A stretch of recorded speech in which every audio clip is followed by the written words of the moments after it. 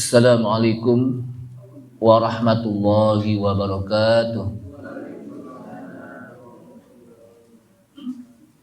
Bismillahirrahmanirrahim. Alhamdulillahirabbil alamin. Wa bihi nasta'inu ala umurid dunya waddin. Asyhadu an la ilaha illallah wahdahu la syarikalah, al-malikul haqqul mubin. Wa asyhadu anna Muhammadan 'abduhu wa rasuluh, shadiqul wa'dil amin. Allahumma shalli wa sallim ala nabiyyinal karim sayyidina Muhammadinil amin wa ala alihi wa sahbihi wa tabi'ihim wa man tabi'ahum bi ihsanin ila yaumiddin. Amma ba'du, qala Allah ta'ala fi kitabihil karim wa huwa asdaqul qailin. Ya ayyuhalladzina amanu taqullaha haqqa tuqatih wa la tamutunna illa wa antum muslimun. Wa qala Rasulullah sallallahu alaihi wasallam, fa inna asdaqal hadithi kitabullah ta'ala wa khairal huda huda Muhammadin sallallahu alaihi wasallam. Wa syarrul umuri muhdatsatuha wa kullu muhdatsatin bid'ah wa kullu bid'atin dhalalah.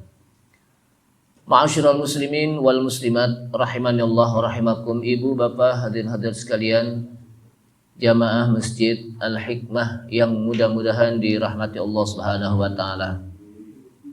Kita awali dengan memanjatkan puji syukur kita kepada Allah Subhanahu wa taala yang telah memberikan kepada kita taufik serta hidayahnya, sehingga dengan taufik dan hidayahnya kita bisa menjalankan salat subuh berjamaah di masjid yang merupakan bagian dari kewajiban kita sebagai seorang mukmin, dan juga salat berjamaah di masjid ini juga merupakan syiarun min sya'airillah, suatu syiar di antara syiar-syiar agama Allah Subhanahu wa taala.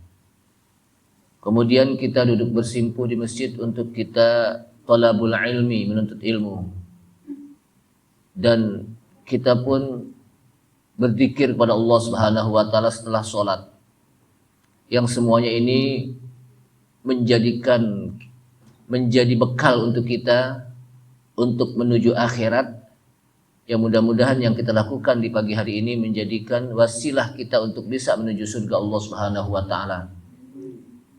Salawat serta salam tak lupa kita sampaikan kepada Nabi kita Nabi Muhammad sallallahu alaihi wasallam beserta para keluarganya, para sahabatnya, para pengikutnya yang senantiasa istiqamah di dalam menjalankan sunnah-sunnahnya.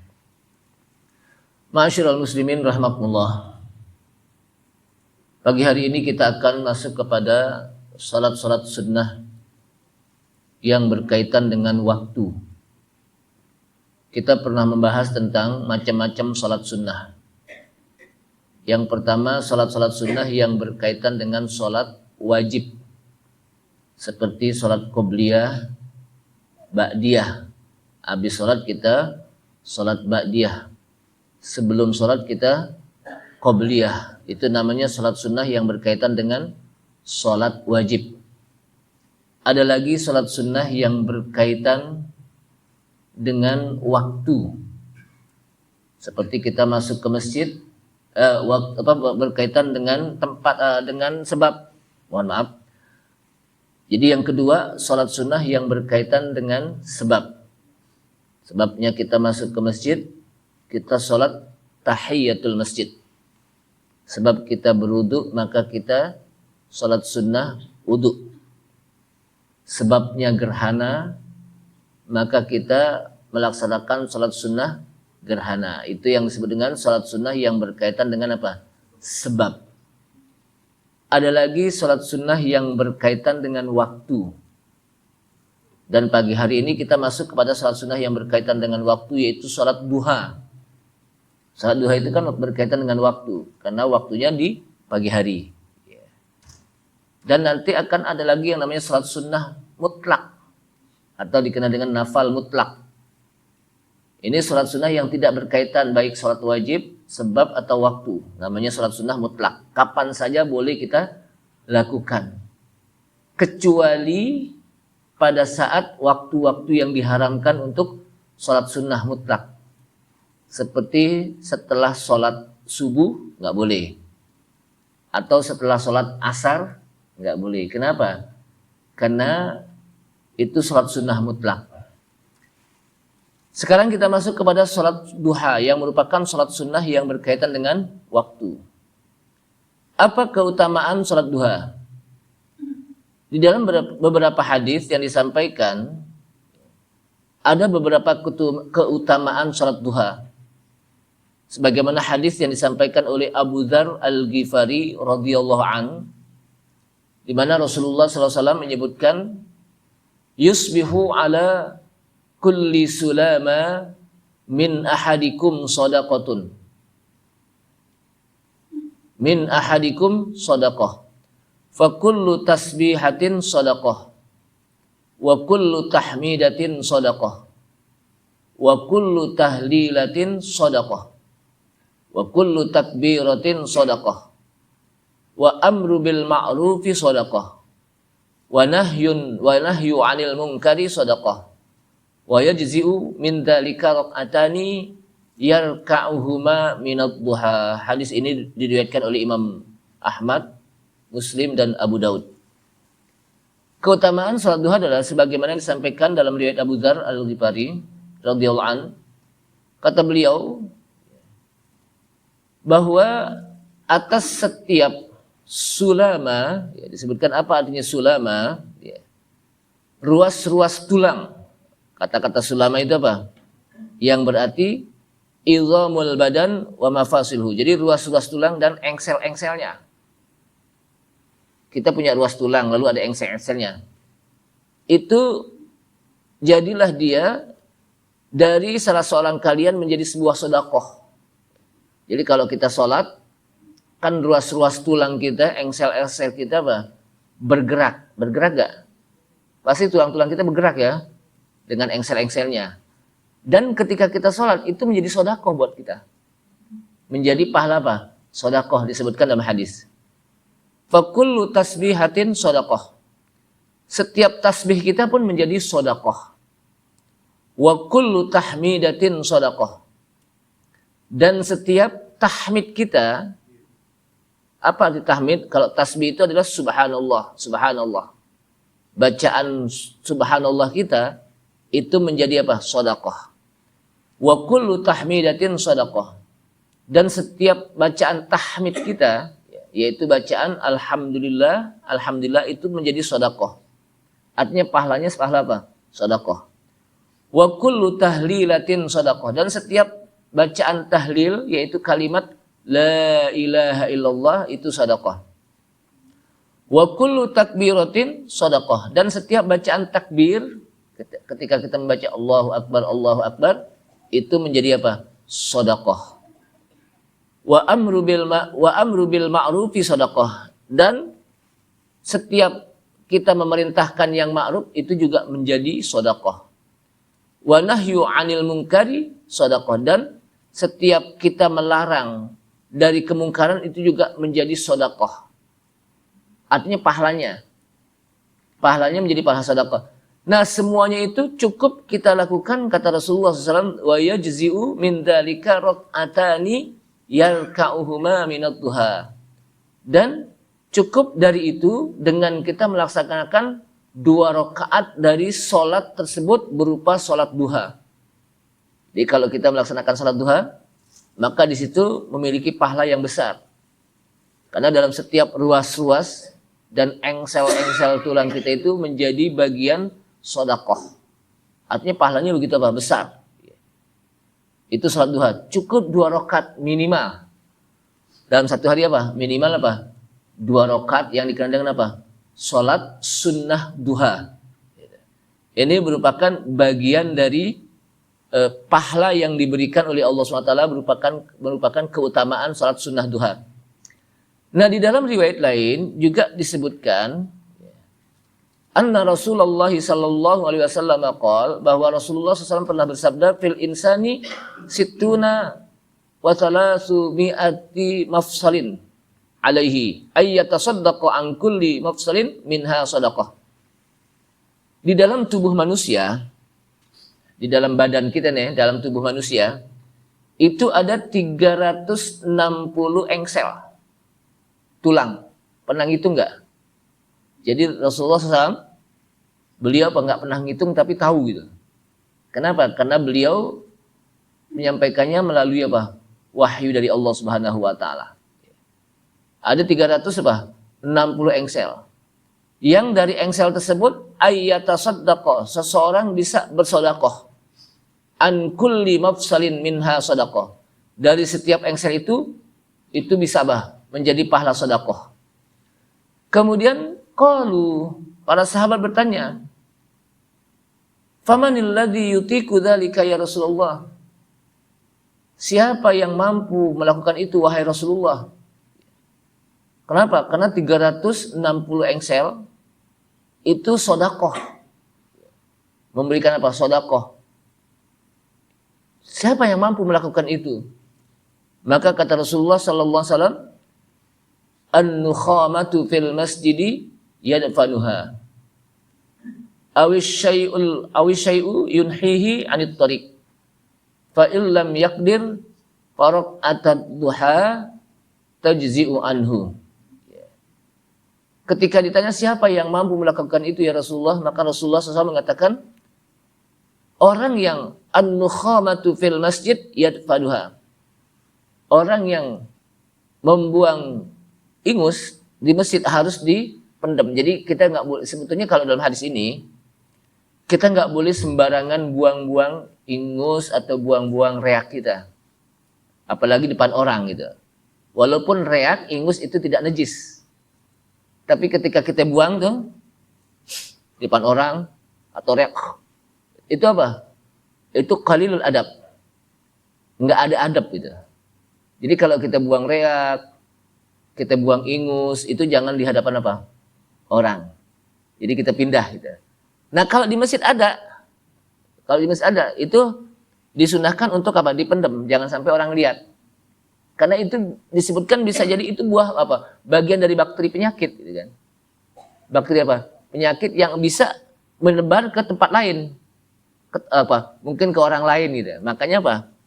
Itu bagian apa? Apalagi dengan apa? Buang di depan ke orang gitu.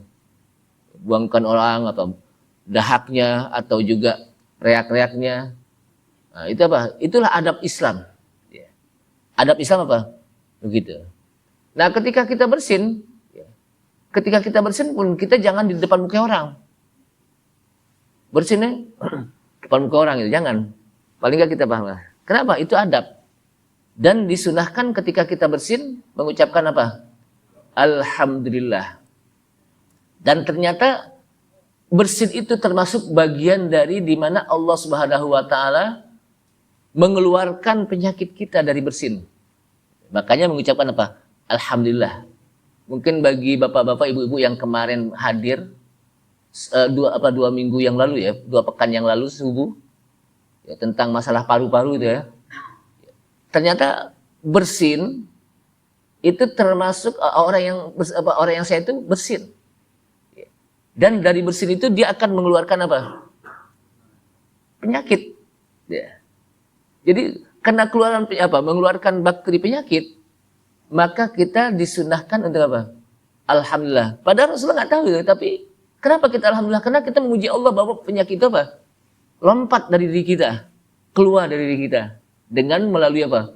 Bersin. Kemudian ketika kita mengucapkan alhamdulillah, yang dengar yarhamukallah, semoga Allah merahmati kamu. Kita memuji Allah, kemudian teman kita menjawab yarhamukallah, semoga Allah merahmati kamu. Kemudian kita doakan yahdikumullah balakum, semoga Allah memberikan petunjuk kepada kamu. Bayangkan saling mendoakan Islam. Itu an-nukhamah fil masjid. Jadi harus dipendam, nggak boleh apa dibiarin. Karena jorok, walaupun dia nggak najis tapi jorok. Jadi ada sesuatu jorok tapi belum tentu najis, seperti ingus, reak dan sebagainya. Awisyai yunhihi anit tariq, atau seseorang yang memindahkan sesuatu dari jalan, memindahkan hal-hal yang bahaya dari jalan. Itu juga bagian dari sedekah. Ya. Ada duri di jalan, pindahin, jangan didiemin. Ada paku di jalan, di pasar umpamanya, ada kulit pisang. Kenapa? Karena kalau orang lewat nanti, apalagi orang tua, bapak-bapak, ibu-ibu yang sudah tua, terpleset kulit pisang, tidak refleks dia, bisa jatuh lebih bahaya lagi. Jadi kita menyelamatkan jiwa manusia. Ada duri kita buang, jangan sampai duri ini diinjak orang, atau ada beling, ada paku. Jadi jangan sampai orang ada prinsip gini, biarin aja deh, bukan urusan gue. Itu jangan. Itu berarti kita egois. Tidak mau memberikan keselamatan kepada orang lain. Kalau kita peduli kepada orang, kita pun akan dipedulikan orang gitu. Bayangkan Islam mengajarkan kita bagaimana kita peduli. Jangan sampai orang kepleset kulit pisang, kena paku di jalan, kena beling. Sehingga apa? Orang tersebut mungkin tetanus, pakunya apa? Macam-macam lah gitu. Apalagi anak kecil, nggak tahu. Jadi Islam luar biasa adabnya gitu. Nggak perlu ada orang. Nggak ada orang juga kita apa? Jangan sampai kita hanya sekedar mendapat, nggak ada orang, udah sih. Pas ada orang baru kita pindahin, jangan. Itu namanya kita melakukan ibadah karena orang. Dan itu bagian dari ibadah. Ketika kita memindahkan duri dari jalan, ketika kita memindahkan apa? Hal-hal yang bahaya dari jalan, itu menjadi apa? Ibadah bagi kita. Dan itu sedekah disebutkan. Jadi sedekah itu tidak harus berbentuk apa? Tidak harus berbentuk duit. Bahkan disebutkan tabassumuka ila akhika sedekah. Senyummu kepada saudaramu pun menjadi sebuah sedekah. Senyum aja. Kenapa? Karena bisa jadi senyum kita menjadi obat seorang yang melihat muka kita. Yang tadinya dia lagi apa sedih, lihat muka kita senyum, ceria, jadi obat. Kenapa? Akhirnya girang dia. Kenapa? Senyum. Coba kalau kita ketemu orang cemberut aja. Dia apanya cemberut aja gitu. Ditekuk kalau bahasa apa? Orang Betawi pemukanya ditekuk mulu gitu. Kayak dompet apa? Kalau istilah orang dulu apa? Kayak dompet tanggung bulan gitu, ditekuk mulu. Kenapa? Karena kan dompet kalau tanggung bulan itu apa? Kosong, gampang ditekuk gitu ya. Nah, itu kayak muka orang apa? Ditekuk gitu. Itu apa? Nggak boleh. Jadi apa? Senyum. Tapi juga jangan kebangetan senyum, Mbak. Nggak ada orang masih senyum sendirian. Ini kan fenomena sekarang kan begitu. Banyak orang yang senyum sendiri. Sambil megang HP senyum aja gitu. Jadi itu sedekah. Jadi Islam mengajarkan bagaimana akhlak kepada orang lain. Dan itu dipakai oleh orang Barat. Kalau di Barat itu, di beberapa tempat gitu, lembaga itu, ketika ada orang datang ke kantor atau ke sebuah departemen, itu disambut dengan senyum. Silahkan, apa yang saya bisa bantu. Dan itu apa? Itu sebetulnya ajaran apa? Ajaran Islam gitu. Ajaran apa? Islam. Kenapa? Karena dengan begitu dia mendapatkan pahala. Karena itu bagian dari sedekah. Nah, kata Rasul apa? Kata sebuah hadis ini mengatakan, fa'il lam yakdir, kata Rasulullah. Kalau dia nggak mampu, karena nggak ada apa reak, nggak ada hal yang bisa dia pindahkan, fa'il lam yakdir, faraq'ata ad-duha. Cukup dia melaksanakan 2 rakaat duha. Tajzi'u anhu, dia cukup mendapatkan pahala sama dengan apa? Orang yang memindahkan duri dari jalan. Orang yang apa? Menguburkan kalau ada apa? Kotoran-kotoran, reak, ya, reak-reak, apa namanya? Ini orang ya, kotoran orang yang kadang-kadang apa? Bereak, ingus dan sebagainya. Itu apa? Itu kalau nggak ada kita sholat 2 rakaat itu kita dapat pahala seperti itu. Ini merupakan apa? Keutamaan. Jadi hadis ini kata Imam Syaukani ini merupakan penulis hadis yang namanya Nailul Autar. Jadi ada kitab hadis namanya Nailul Autar yang ditulis oleh Al-Imam Syaukani. Kata beliau 2 hadis ini menjelaskan keutamaan, besarnya keutamaan orang yang sholat duha. Jadi besarnya keutamaan orang yang sholat duha. Dan besarnya betul-betul diperintahkan untuk melakukannya. Dengan dia melaksanakan 2 rakaat, dia akan mendapatkan 360 sodakoh. Dalam setiap ruas-ruas dia tulang dengan 360 engsel tulang, itu dia mendapatkan pahala 360 sodakoh. Artinya apa? Itu betul-betul besar pahalanya orang yang melaksanakan sholat duha walaupun rakaataini, 2 rakaat. Dan hendaknya kalau orang yang ingin bisa mendapatkan pahala itu, lakukanlah dengan mudawamah. Apa mudawamah? Continue. Continue. Jangan lagi enak badan baru enak, lagi enak body baru melakukan itu. Tapi kalau lagi nggak lakukan ya udah. Jadi jangan jadikan ini sebuah kerutinan. Jadikan sebuah kerutinan. Dan dari hadis itu juga menjelaskan disyariatkannya memperbanyak membaca tasbih, tahmid dan tahlil. Dan tahmid dan tahlil kan kita di dalam habis sholat kita baca Subhanallah 33 kali, Alhamdulillah 33 kali, Allahu Akbar juga 33 kali, La ilaha illallah wahdahu la syarikalah, lahul mulku wa lahul hamdu wa huwa ala kulli syai'in qadir. 1 kali sehingga semuanya menjadi 100.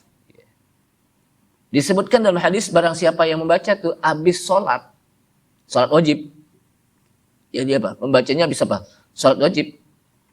Maka hufirat khotoyahu walau misla jabadil bahar. Dia akan diampuni dosa-dosanya oleh Allah Subhanahu wa taala walaupun dosanya sebanyak buih di lautan. Makanya habis sholat itu jangan langsung jalan, zikir. Kan ada pengajian, tetap zikir.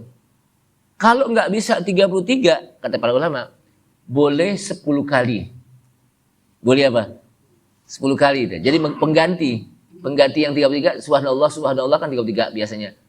Oh ini mau ada kajian, udah 10 kali aja deh, boleh.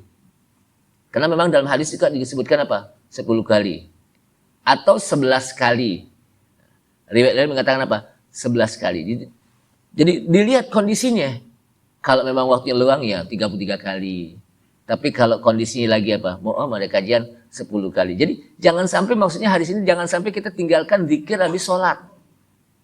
Kenapa sayang? Karena ketika kita melaksanakan zikir habis sholat dan di situ kita baca tasbih, tahmid, begitu juga takbir, maka Allah Subhanahu wa taala akan ampuni dosa-dosa kita walaupun sebanyak buih di lautan. Ini menjelaskan buih di lautan itu kan banyak. Banyak enggak buih di lautan? Berapa banyaknya? Enggak kehitung deh. Untuk menjelaskan kalaupun dosa kita banyak, Allah Subhanahu wa taala akan ampuni seperti buih di lautan. Kemudian wal amru bil ma'ruf juga bagian dari diperintahkan. Wan nahyu anil munkar juga diperintahkan. Jadi memerintahkan yang ma'ruf, mencegah kemungkaran itu diperintahkan. Bagi kita untuk hal ini bisa kita lakukan di rumah tangga kita. Ada anak kita nggak sholat, kita perintahin. Ada anak kita melakukan kemaksiatan di rumah, kita larang gitu. Jangan sampai anak nggak sholat diem aja, anak berbuat dosa diem aja, jangan. Jadi kita harus Kenapa? Karena anak ini aset kita, minimal kita di rumah tangga kita. Kemudian juga memendam ingus, reak, itu juga diperintahkan. Jadi kalau ada ingus nih, jangan didiemin aja, ditutup. Kenapa? Kalau enggak nanti laler. Nemplok, akhirnya nanti laler masuk ke rumah kita, nemplok di makanan. Bayang. Jadi Islam mengajarkan adabnya seperti itu tuh. Sampai ke ingus-ingus, sampai ke reak-reak pun kita diperintahkan untuk tutup. Jangan. Kenapa? Karena ini bahaya. Bisa jadi ini bagian dari bakteri yang ada. Gitu. Sehingga kita tidak diperintahkan untuk tidak sembarangan buang-buang reak. Kan banyak orang main di jalanan, di depan muka orang kan gitu. Itu nggak boleh. Ya. Itu qalilul adab. Adabnya sedikit artinya. Jadi bukan hal yang biasa itu sebetulnya. Karena dianggap orang yang seperti itu mengeluarkan apa? Kotoran, dan bisa jadi itu ada bakteri penyakit. Jadi jangan sembarangan. Kemudian termasuk juga memindahkan hal-hal yang bahaya di jalan yang akan bisa menyakiti dan mengganggu orang lewat. Di jalan itu apa aja, kulit pisang kah, duri kah, atau paku, atau yang lain sebagainya, beling gitu. Pindahin. Kalau kita nggak pakai tangan karena mungkin kita nggak bisa nunduk, boleh pakai kaki. Tinggal singkirin aja kan gitu. Jadi apa? Tinggal kita singkirin. Kita buang ke pinggir atau ke tempat sampah. Ya. Karena nanti kalau ke pinggir jadi ada orang yang lewat di pinggir juga kena juga gitu. Mendingan apa? Jadi artinya apa? Kita secara utuh, ya. Secara utuh untuk apa?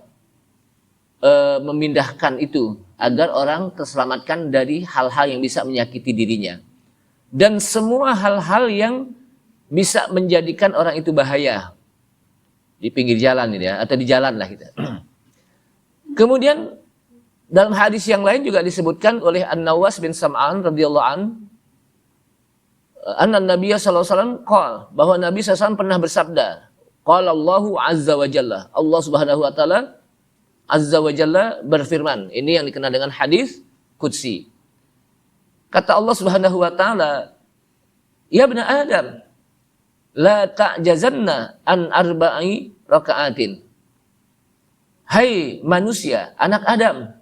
Kita dipanggil dalam hadis qudsi ini dengan apa? Anak Adam.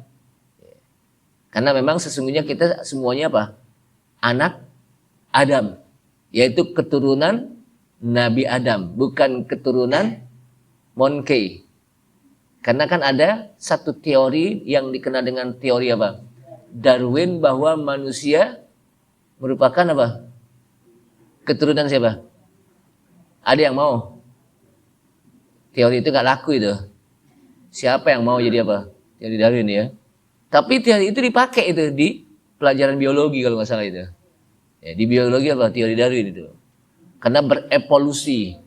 Berapa? Berevolusi. Sehingga jadilah manusia secara sempurna. Yang tadinya seperti apa?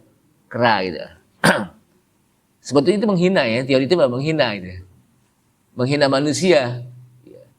Padahal jelas Allah Subhanahu wa taala menyebutkan wa idz qala rabbuka lil malaikati inni ja'ilun fil ardi khalifah. Jadi yang pertama sekali yang Allah ciptakan sebagai seorang khalifah adalah apa? Nabi Adam, dan akhirnya melahirkan anak-anak terus sampai kepada kita. Artinya kita ini apa? Keturunan Nabi Adam, bukan keturunan apa? Monkey atau keturunan kera. Nah, disebutkan hai anak Adam, yaitu manusia, la ta'jazanna an arba'i rakaatin. Jangan kamu enggak melakukan 4 rakaat, yaitu 2-2 maksudnya. Di awal di awal hari. Di awal hari itu apa? Maksudnya pagi, subuh, pagi duha. Jangan engkau apa? Tidak melakukannya. Aku fuka akhirahu. Saya akan cukupkan engkau di akhir hari. Yaitu apa? Malam. Malam itu apa? Akhir hari atau juga suri. Jadi dengan kita melakukan 4 rakaat, 2-2, yaitu salat duha, Allah akan cukupkan kita. Memberikan keberkahan hidup, cukup. Nggak susah hidupnya gitu. Sampai apa? Sore hari. Ya. Dengan kita melakukan apa? 4 rakaat, yaitu 2-2 salat duha. Berarti salat duha di sini apa? Boleh 2, boleh juga berapa? 4. Ya. Kemudian dalam hadis lain juga disebutkan, ya, Inna Allah Ta'ala qala, bahwa Allah Subhanahu wa Ta'ala berfirman, Ibnu Adam, irka'li 4 raka'atin min awwalin nahar. Hai manusia, bersolatlah untukku 4 rakaat. Kalau disebutkan 4 rakaat dalam hadis itu pasti 2-2 di sana menyebutkannya. Kenapa? Salatul masnunatu, as-salawatul masnunatu masna masna. Salat sunnah itu apa? 2-2. Wahai manusia, anak Adam, salatlah untukku 4 rakaat dari awal siang. Yaitu apa? Di waktu duha, pagi. Ini kan awal siang. Awal hari maksudnya. Aku fuka akhirahu. Aku akan cukupkan engkau di akhirnya nanti. Di akhir kamu nih, di hari itu, aku akan cukupkan. Enggak diberikan kesulitan oleh Allah SWT. Kita mendapatkan kemudahan hidup dengan kita melaksanakan 4 rakaat dari awal hari, yaitu salat duha. Kemudian dalam hadis lain juga menyebutkan, di mana hadis Abdullah bin Umar, Ba'asa Rasulullah SAW sariyah. Jadi Rasulullah pernah mengutus beberapa kelompok tentara. Jadi apa? Batalion tentara itu apa? Diutus oleh Rasulullah SAW perang, ya. Lalu mereka mendapatkan harta ghanimah. Dan mereka pun cepat pulangnya. Ya. Dan orang-orang pun bercerita bagaimana mereka mendapatkan harta ghanimah yang banyak. Dan perangnya pun menang cepat. Dan juga pulangnya pun bisa cepat, kenapa? Menang. Jadi ada namanya harta ghanimah. Harta ghanimah itu harta peperangan. Saya sebetulnya nggak istilah harta rampasan perang, rampasan. Karena Islam tidak merampas, tidak boleh merampas harta orang. Makanya jangan ghanimah itu apa sih artinya? Ghanimah itu artinya harta rampasan. Berarti orang Islam merampas harta orang kan gitu. Padahal ghanimah itu ya harta yang ditinggalkan oleh orang-orang kafir dalam peperangan. Lalu boleh halal bagi kita untuk mengambilnya. Kenapa? Karena dia tinggalin. Tapi kita nggak rampas gitu. Tahu rampas itu? Merampas itu kan dengan apa? Kalau istilah merampas itu dengan apa? Dipaksa kan? Makanya perlu direvisi juga tentang arti ghanimah. Karena selama ini kan arti ghanimah itu apa? Harta rampasan perang. Nah, sedangkan kata-kata rampasan itu berarti ada sesuatu yang yang dia rampas itu, yang harus dirampas itu. Dengan dengan tekanan atau dengan macam-macam gitu ya. Nah, di dalam peperangan kemudian umat Islam menang, sedangkan orang kafir mereka meninggalkan harta yang mereka bawa, mereka lari karena mereka kalah, lalu mereka tinggalkan harta, maka itu yang disebut dengan harta ghanimah dan boleh dimiliki oleh umat Islam. Kenapa? Karena mereka tinggalkan hartanya. Karena mereka meninggalkan hartanya.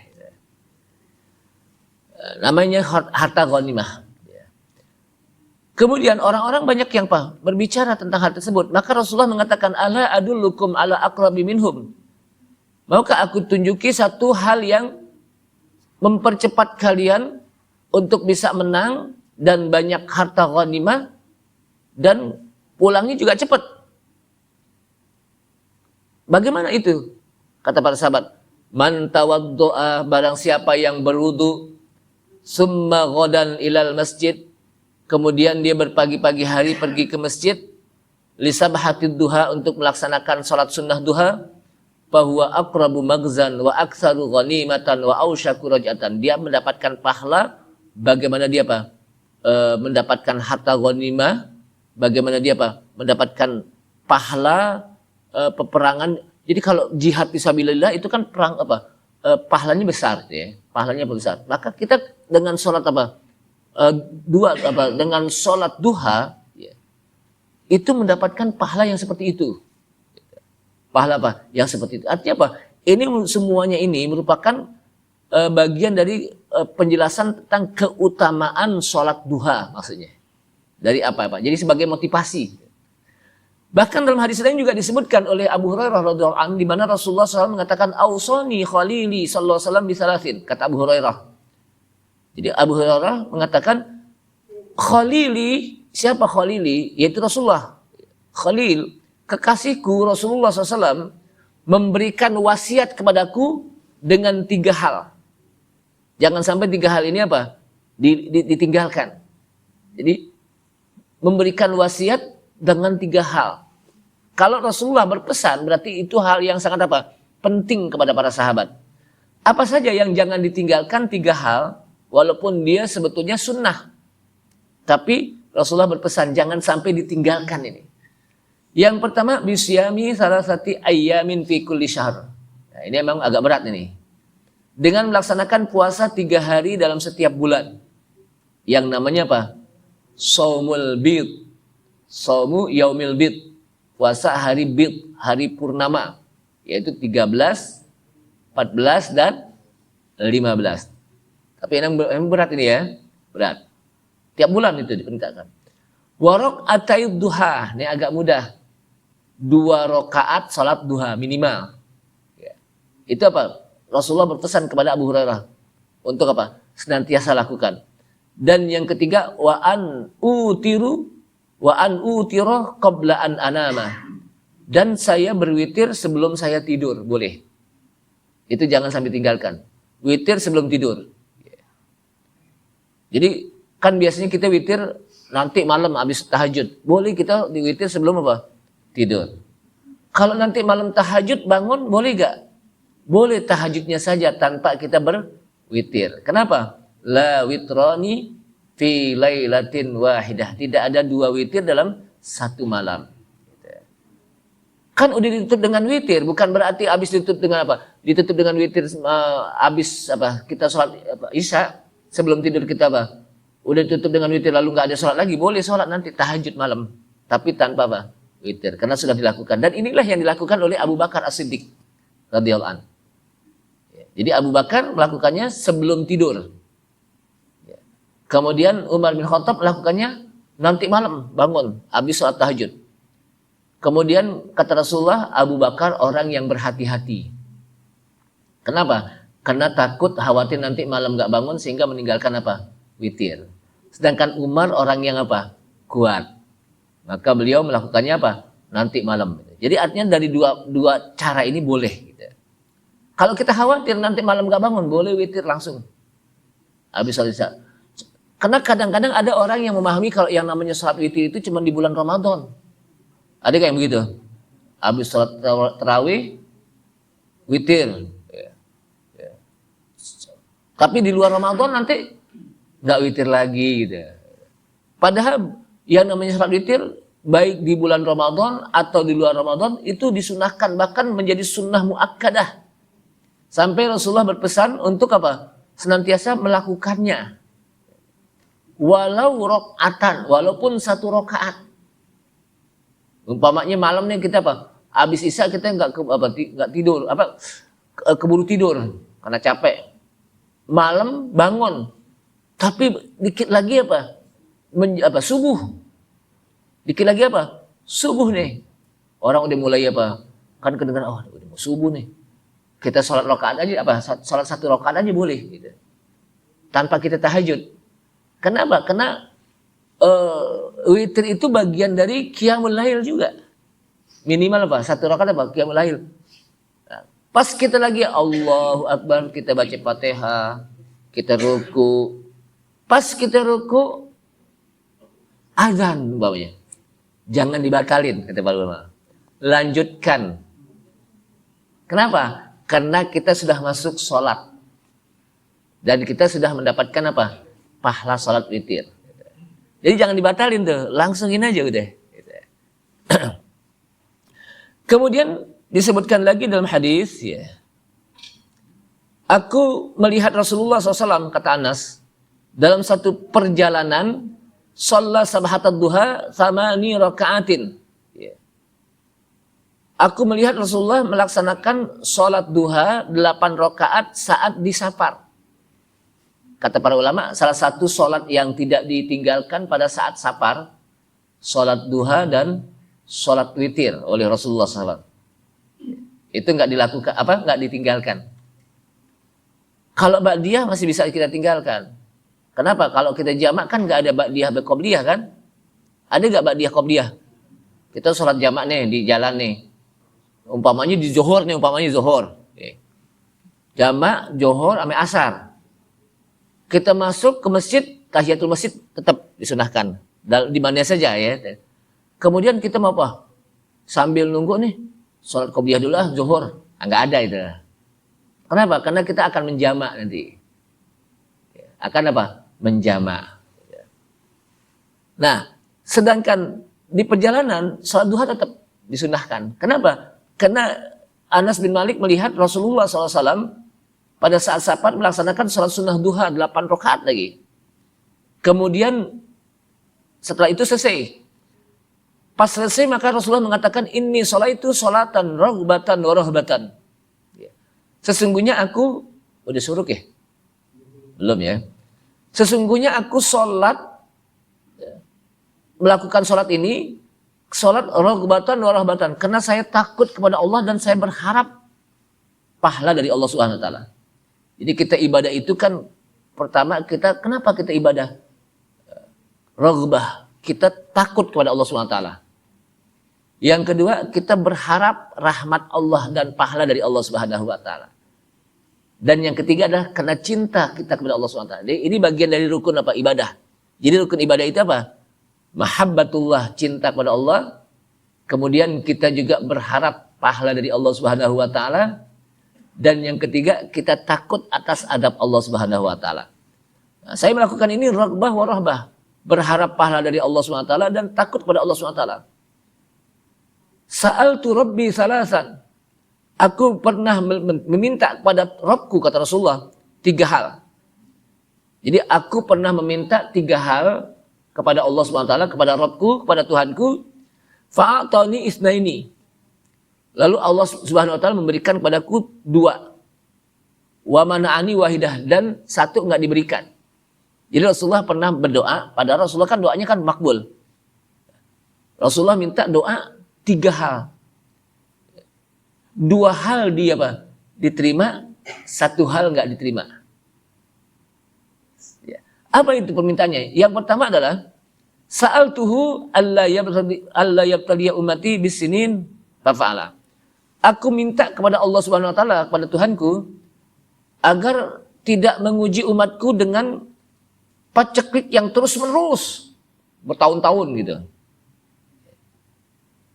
Dan Allah berikan gitu. Makanya kita kan di zaman sekarang paceklik nggak terus-terusan seumur hidup, enggak kan? Ada kadang-kadang buah-buahan, padi dulu. Tapi tetap ada paceklik. Cuman nggak terus-menerus gitu. Nah. Kemudian wasa'altuhu alla yudhhiru alaihim aduwahum. Aku minta agar Allah menangkan umatku dari musuh-musuhnya. Lalu Allah berikan. Jadi Allah berikan. Jadi ketika para sahabat mereka berjihad, berperang melawan orang-orang kafir, Allah berikan kemenangan. Allah berikan apa? Kemenangan. Kemudian wasa'altuhu alla yalbisahum syi'an. Aku minta agar umatku tidak berpecah belah, bergolong-golongan. Tapi Allah tidak berikan. Makanya umat Islam itu apa? Berpecah belah kan? Berpecah belah itu. Kelompok sono, kelompok sini. Golongan sono, golongan sini. Jangankan apa? Kita mau bersatu secara dunia. Mari kita bersatu secara dunia. Umat Islam harus bersatu. Jangan kita mau bersatu se-Indonesia. Umat Islam se-Indonesia harus bersatu. Jangankan se-DKI. Semasjid aja kadang-kadang susah. Gitu. Itu semasjid. Gitu. Apalagi senasional. Gitu. Semasjid kadang-kadang antara jamaah yang satu dengan jamaah yang lain main gontok-gontokan. Antara pengurus masjid dengan yang bukan pengurus masjid main gontok-gontokan. Yang bukan pengurus masjid, terus aja kerjaannya. Yang bukan pengurus masjid ya. Pengurus masjid udah benar, udah bagus, udah melakukan tugasnya, diprotes mulu. Kan gitu. Yang protes itu kadang-kadang apa? Ketika kita kasih, nih udah inti aja yang ngurusnya. Dia juga belum tentu bisa gitu. Cuman kerjanya apa? Protes mulu gitu. Antara kaum bapak dengan kaum ibu, ada aja gitu kekurangannya itu. Antara anak muda dengan orang tua, ada aja. Tapi ini nggak di sini insya Allah nih. Kompak di sini nih. Ini tempat lain ini. Jadi bagaimana kita ingin bersatu secara nasional gitu. Semasjid aja udah apa? Se-RT aja juga kadang-kadang apa? Nggak bisa bersatu, apalagi senasional. Padahal kita diperintahkan wa'tasimu bihablillahi jami'an wala tafarraqu. Bersatu padulah kita dengan berpegang pada tali Allah. Kenapa? Karena al-jama'atu rahmah. Kita hidup bersatu itu rahmat, enak, nikmat. Wal firqatu adabah, dan kita hidup berkelompok-kelompok, berfirqah-firqah, berpecah belah, itu menjadikan adab bagi kita, nggak enak kita. Nah, oleh karena itulah jamaah sekalian, dari beberapa hadis ini mudah-mudahan bisa kita amalkan sholat duha.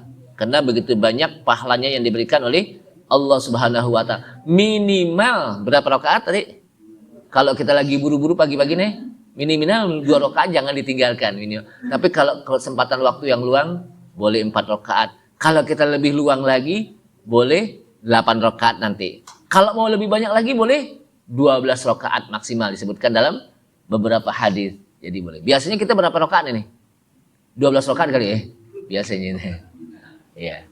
Ini saja, mudah-mudahan bermanfaat. Kayaknya udah suruh, dan mudah-mudahan kita bisa mengamalkannya sehingga nanti pada saat sholat kita dihisap oleh Allah Subhanahu wa Ta'ala di hari kiamat, Allah mudahkan hisapnya melalui sholat kita. Dan kalau Allah mudahkan sholat kita dalam hisap kita, maka yang lainnya akan menjadi mudah. Dan tentunya kita berdoa kepada Allah SWT, semoga Indonesia senantiasa diberikan oleh Allah Subhanahu wa Ta'ala negara yang adil, makmur, sentosa, penuh dengan rahmat Allah Subhanahu wa Ta'ala. Saudara-saudara kita yang sedang mendapatkan musibah, kebanjiran, tanah longsor, baik di Padang maupun juga di Sumatera Utara, Medan, dan di Aceh, mudah-mudahan mereka diberikan kemudahan oleh Allah Subhanahu wa Ta'ala. Bagi mereka yang meninggal dijadikan pahala yang banyak oleh Allah Subhanahu, diberikan pahala yang banyak oleh Allah Subhanahu wa Ta'ala.